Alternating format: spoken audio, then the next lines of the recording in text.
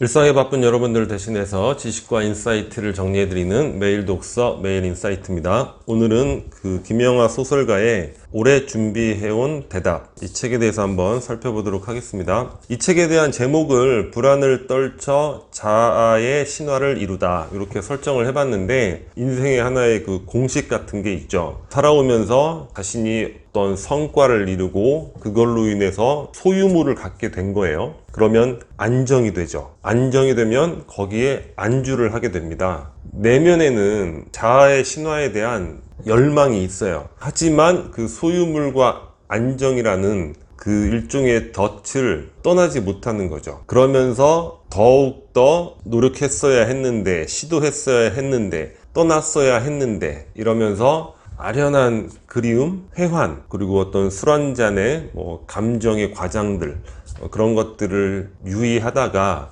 종국에는 후회하는 그런 삶을 살게 되는 이런 경향이 많죠. 근데 냉정하게 보면 그런 것이 이제 현실적인 삶이라고 할 수도 있죠. 소유물에 대한 안정, 안주, 그런 것들을 지키면서 또 자녀를 양육해야 하고, 또 다른 측면에서 보면 삶의 가능성, 어떤 새로움에 대한 경험, 이런 것들이 그러한 안정과 안주로 인해서 그냥 바로 거세돼 버리는 이런 두려움이 있는 거죠. 김영하 소설가의 그 여행에는 바로 이러한 의미가 포함되어 있지 않은가, 이런 생각을 해보게 됩니다.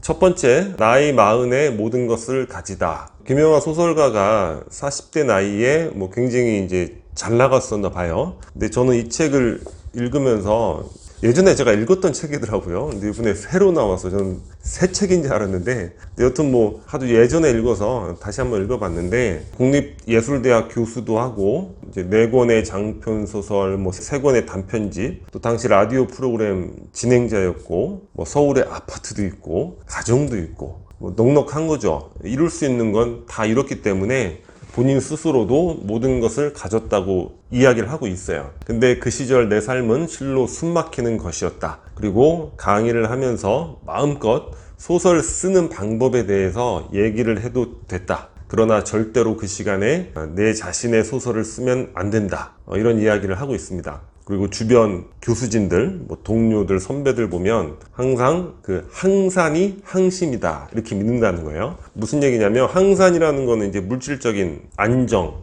여유가 되겠죠. 항심은 도덕, 윤리가 되겠고, 자아의 개념으로 본다면 우리가 아까 이야기했던 자아의 신화, 끊임없는 추구, 이런 것들을 이제 항심이라고 이야기할 수 있겠죠. 주변에 이제 물질적으로 만족해서 그 자리에 안주하고 있는 사람들만 있었다는 거죠. 그 속에서 김영하 소설가 본인이 물론 그러한 안정적인 자리를 떠나는 것도 불안했지만, 그 안에 혹시나 안주할까봐 더욱더 두려워하지 않았나, 이런 생각을 합니다. 그러면서 또 나도 노력했으면 더 나은 소설을 쓸 수 있었을 텐데, 이렇게 평생 이야기하면서 술 한 잔에 감정이나 과장하며 이렇게 살아가는 그런 삶이 되면 어떡하나, 이런 두려움. 김영하 작가에게서 이런 여행, 떠남이라는 것이 이런 측면의 의미가 있지 않았을까. 두 번째 이야기도 같은 내용입니다. 자기 안에 어린 예술가를 구하라. 줄리아 카메론이 쓴 아티스트 웨이에 나오는 하나의 이제 그 개념인데, 김영하 작가가 이 책을 읽고 이것을 주제로 학생들한테 강의를 했다는 거예요. 이렇게 글쓰기 수업 같은 걸 해보면 서로 이제 타인의 작품에 대해서 비평을 하는 그런 시간을 많이 갖게 되는데, 저도 그런 것들을 좀 경험을 해봤는데 정말 살벌합니다.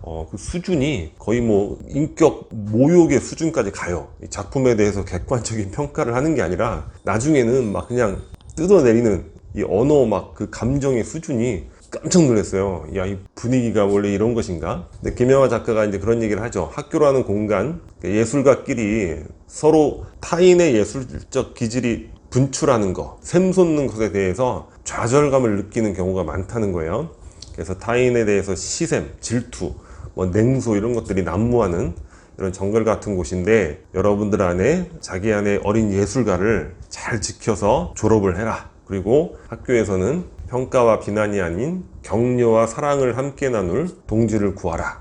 그래서 어린 예술가를 잘 지켜서 나가라, 이렇게 얘기를 했는데, 그 강의 후에 가장 먼저 학교를 나간 사람은 바로 자신이었다는 거예요.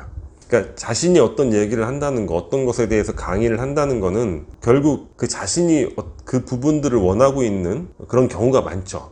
재미있는 에피소드였던 것 같고, 이것도 하나의 그 여행의 의미가 되겠죠. 나는 내 안의 어린 예술가를 마침내 구해낸 것일까? 떠남으로 인해서 결국에 내 안의 어린 예술가를 구하기 위해서 떠난 것이다, 이렇게 의미부여를 하겠죠.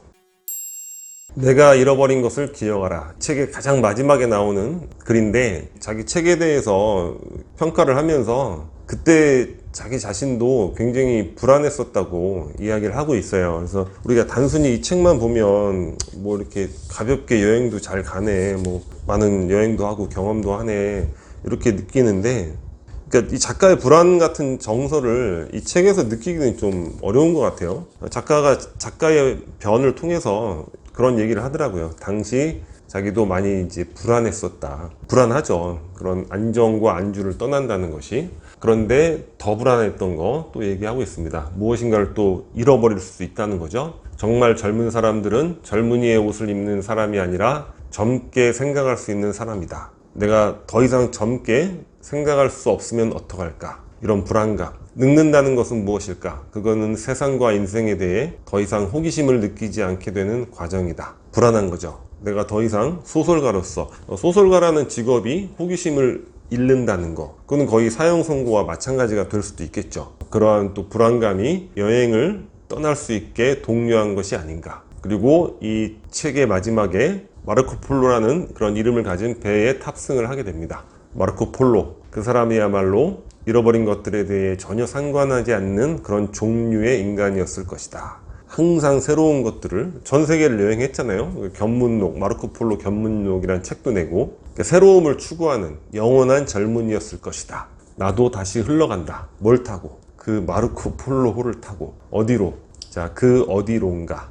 김영하 작가는 이런 장기적인 떠남 이후에도 사실 더 잘된 케이스라고 할 수 있죠. 그 알뜰 신잡을 통해 대중적으로 또 더 널리 알려지고, 여행의 이유라는 책도 굉장히 장기간 베스트셀러 1등을 했던 것 같아요. 하지만 모든 떠남이 좋은 결말을 가져오는 건 아니죠.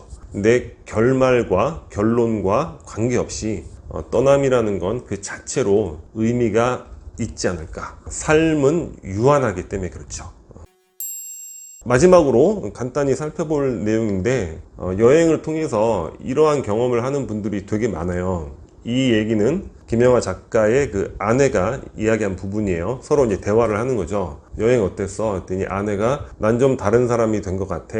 왜? 난 모든 일의 계획대로 진행되지 않으면 안절부절 못하는 사람이었어. 그런데 시칠리아 사람들 보니까 이렇게 사는 것도 좋은 것 같아. 어떻게 사는 거냐고. 그냥 사는 거지. 맛있는 거 먹고 하루 종일 얘기하다가 또 맛있는 거 먹고 아무것도 계획하지 않고 그냥 닥치는 대로 살아가는 거지. 여행하다 보면 이런 느낌 갖는 분들 굉장히 많으실 거예요. 그러니까 우리는 한국에서만 있기 때문에 한국 사회가 어떤 사회인지를 못 느끼죠. 한국 사회는 외국인들이 오면 정말 열광을 하는 사회입니다. 주민센터 가서 서류 같은 거 1분이면 떼요. 그 외국인들 그런 거 보면 막 쓰러지는 거예요. 어디 병원 가서 가자마자 진찰 받고 약 타서 나와요. 이거 보면 막 거의 진짜 외국인들 보면 쓰러지죠. 이렇게 빠르게 뭐 의료라든가 행정 절차가 진행되는 나라는 전 세계에 단 한 군데도 없습니다. 근데 반대로 어떤 면이 있나요? 우리는 너무 안절부절 못하는 거예요. 계획대로 안 되면. 그리고 너무 빠른 것들을 원하고 너무 경쟁하고 있고, 뭔가 계속 삶의 스테이지를 나눠서 더 위로 올라가야 된다는, 꽃들에게 희망을이라는 그런 동화처럼 그 위에 뭐가 있는지도 모르고 계속 애벌레들이 올라가니까 야, 뭐 있나 봐, 빨리 올라가 봐, 계속 다른 애벌레들을 짓밟고 올라가는 그러한 모습이 우리 사회의 모습이지 않을까, 이런 생각이 듭니다. 근데 이런 정서는 가장 대표적으로 어디를 가면 느끼냐면 인도를 가면 느낄 수가 있어요. 인도는 거의 시칠리아 사람들을 능가하죠. 뭐 얘기를 하면 다 뭐 노 프라블럼입니다. 근데 다음날 안 돼 있어요. 약속을 하면 다 노 프라블럼. 또 안 와요. 그러면 이제 막 화가 나죠. 뭐 화도 내고 막 화내면 뭐라고 하냐면 이해를 못해요. 아니 왜 그런 걸로 화를 내냐는 거예요. 이게 막 이제 미쳐버리는 거죠. 좀 있다 보면 막. 근데 그렇게 해서 일정한 시간을 지내다 보면 이상한 느낌이 드는 거예요. 뭐지? 이들의 살아가는 모습이 어떤 뭔가 더욱더 진정한 의미의 그 삶의 모습이 아닐까? 오히려 우리가 이렇게 뭔가 조급해하고 뭔가 이렇게 약속을 한다는 거는 구속을 한다는 거잖아요. 스스로의 어떤 몸에 막 그 밧줄로 묶는다는 표현을 많이 쓰는데, 그런 게 뭔가 진정한 삶은 아니지 않은가? 뭐 이런 느낌이 든단 말이에요. 그래서 인도 여행에 그 매니아들, 그런 분들이 있죠. 그러니까 인도는 처음 가서 며칠 있다 보면, 이게 뭐가 좋다고 다들 이렇게 인도에 열광을 하는 거야. 근데 오래 지내다 보면 정말 매니아가 되는 거예요. 시칠리아가 또한 이제 그러한 또 인도스러운 면모를 갖고 있는 그런 곳인 것 같은데, 제가 책을 보니까 인도가 더 심한 것 같긴 해요. 심한 것 같긴 하고, 나머지는 이제 시칠리아의 곳곳에 대한 여행한 디테일한 내용들 적혀 있습니다. 그래서 한번 참고해서 읽어볼 만한 책이 아닐까. 그리고 삶에 대해서 전반적으로 한번 다시 되돌아보는 그런 계기가 되는 책인 것 같습니다. 자, 오늘 영상은 여기서 마치도록 하겠습니다. 여기 캐리커처 구독 버튼이고요. 구독과 좋아요 부탁드리겠습니다. 감사합니다.